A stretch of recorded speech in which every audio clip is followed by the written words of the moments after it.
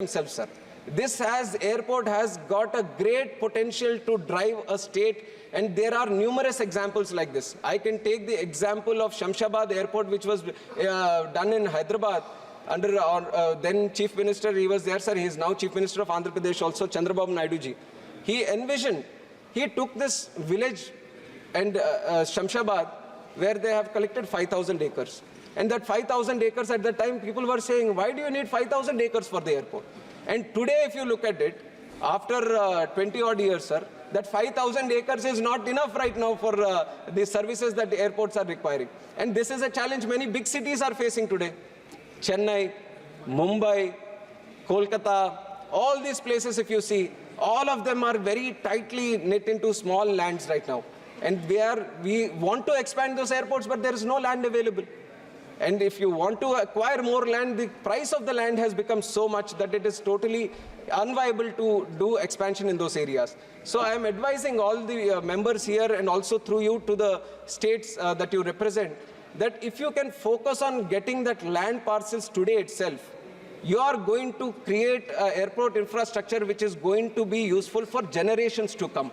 It is very difficult tomorrow to address this land issue. Even today, yesterday when I was hearing the speeches, a lot of people have already mentioned about land acquisition, how it is a problem.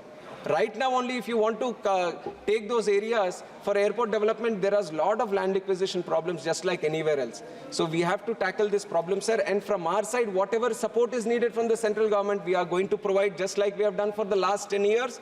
And we are committed to improve the airport infrastructure in this country under the leadership of Honorable Prime Minister Narendra Modi ji. And that is our commitment to all the states. Patna Airport also, Honorable Member has spoken about it. Whatever state, see, the state land is with the state right now. And whatever land the state provides, the way we approach it is we first give the site clearance.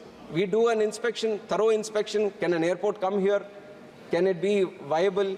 Can the flights land there? Is the site in such a way that can we build a proper runway there for big flights, wide body flights, narrow body flights? So all this survey we do, and we give a site clearance. Once that is done, you go into land acquisition and in principle. So wherever you have a request of a new airport, so if there is a land parcel available or if there is an airstrip available, there has already a lot of research done from the Ministry of Civil Aviation. But in the case there is no update for you, you can hand over to me again a request for that specific place.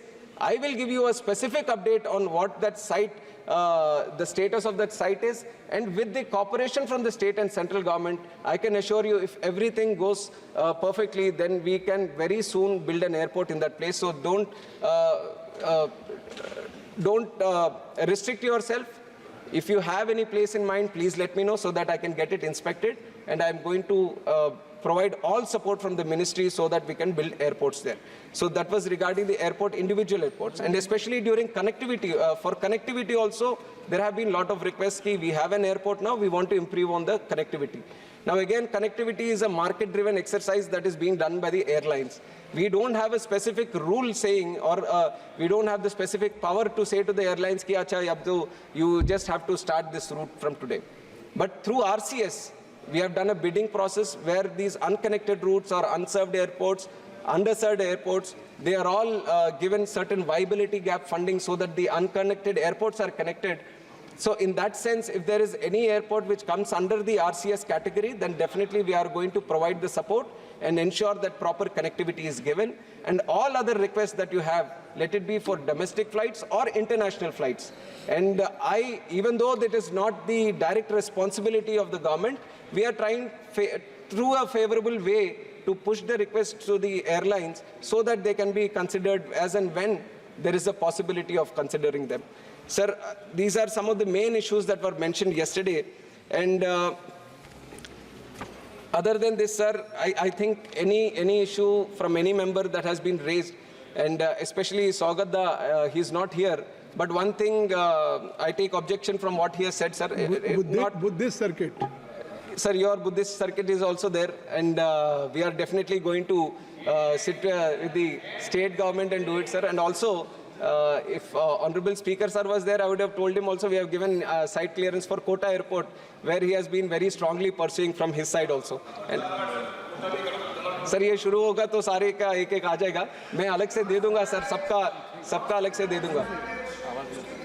Yes, all these grievances that you have regarding... He is ready to invite to any honorable member. Any grievances that you have regarding airlines or airfares, we are going to create a proper system where we have a team in the ministry which is going to address all these issues. We are going to create a very efficient system where you can provide us with all the details. If there is a specific airfare that you feel there has been an unreasonable hike, you provide us on which website you have taken it, what was the timing of the plane, which plane and all. If you can provide the details, we'll do a thorough research from our side, and if there has been any misuse of the rights of the passengers, then we are going to take strict action also, and we have done this in before also, sir.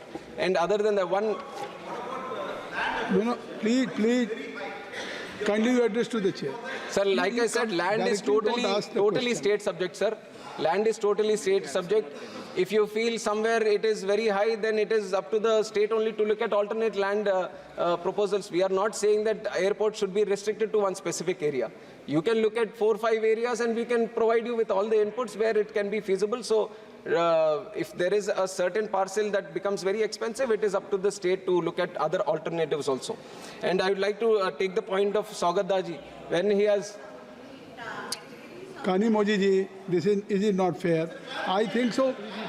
So many members have already raised concern. If he is responding, and once minister, if he is replying, so at least he should not finish.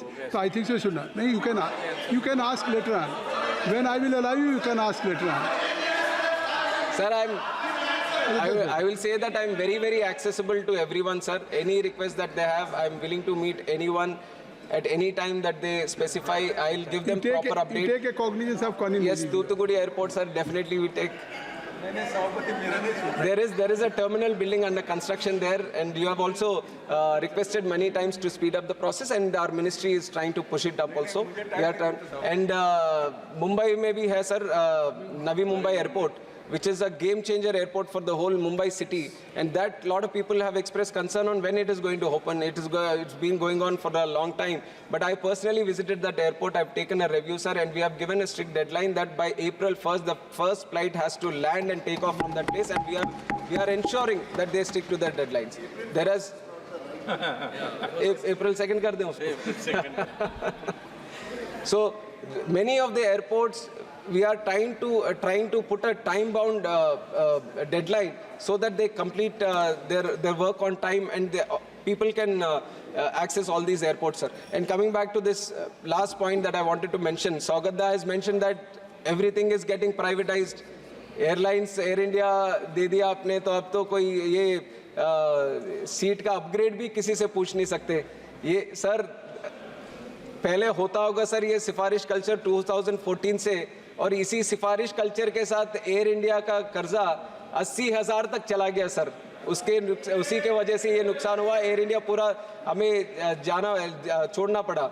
But अभी जो है sir, ये ministry of civil aviation doesn't get requests of seats upgrade, sir. We get requests of airports upgradation. We get requests of airport infrastructure upgradation. We get requests of facilities upgradation. So we have taken the level of civil aviation from just recommending for seat upgrade to airports upgrade, sir. And this has only happened because of the vision Honorable Prime Minister Narendra Modi ji had, and that is the commitment we all are showing to the country also. And there is a lot of scope and potential, sir, especially with the MRO industry also. And I have replied in one of the answers, the growth, especially from $2 billion industry in 7 years, we are going to hit $4 billion industry in MROs, which also has a great potential for job creation in this country, sir. So a lot of different sectors in civil aviation are being looked upon, and this Bharatiya Vayan Videyak encapsulates all of them and gives a good direction, and it harmonizes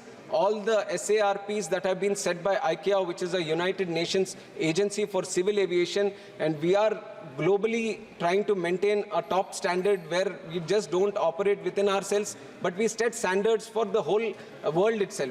So we are looking at a very promising sector in civil aviation, sir. And I would like to personally thank Honorable Prime Minister Narendra Modi ji, who has given the responsibility of handling civil aviation at a very young age, sir. I didn't have any expertise on the civil aviation, but he had the confidence on the young member of this country, sir. He has the vision that if it is in the hands of a young minister, then it is definitely going to go very heights. So that is one thing I want to thank Honorable Prime Minister and also our leader Chandrababu Naidu ji for giving me the opportunity. And on behalf of me and also our Minister of State Muralidhar Mohan ji, we are both young ministers here, sir, and we want to do a lot of good things for civil aviation, and we have received the support. Yesterday, people who were speaking from both sides, they've all given a lot of support and they've all encouraged us as young ministers from both sides. So all on behalf of the Ministry of Civil Aviation, I would like to thank all the members from each side, everyone who has shown support to us.